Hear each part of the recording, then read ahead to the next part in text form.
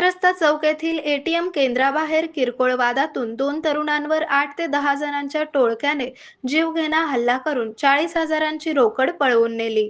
यात एक जण जखमी झाला. बुधवारी सायंकाळी हा प्रकार घडला.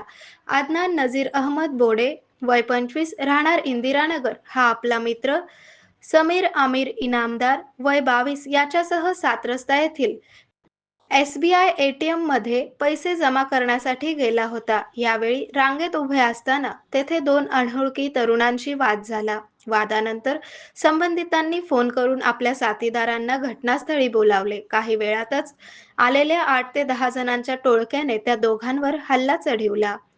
या घटनेची माहिती मिळताच पोलिसांनी घटनास्थळी धाव घेत जखमींना तातडीने उपचारासाठी रुग्णालयात दाखल केले. या प्रकरणी संबंधित पोलीस ठाण्यात गुन्हा दाखल करण्याची प्रक्रिया सुरू असून परिसरातील CCTV फुटेज ताब्यात घेण्यात आले आहे. या फुटेजच्या आधारे हल्लेखोरांचा शोध सुरू आहे. आरोग्य म्हणजे केवळ औषध नाही, तर निसर्गाच्या योग्य उपचारांनी मिळणारी खरी आरामदायक अनुभूती. सोलापूरमध्ये निसर्गोपचाराचं विश्वासाचं नाव लिमये निसर्गोपचार केंद्र. इथे उपलब्ध आहेत विना औषध उपचार पद्धती, ॲक्युप्रेशर, ॲक्युपंक्चर, कपिंग आणि मसाज थेरपी. सर्व प्रकारच्या आजारांवर निसर्गाच्या माध्यमातून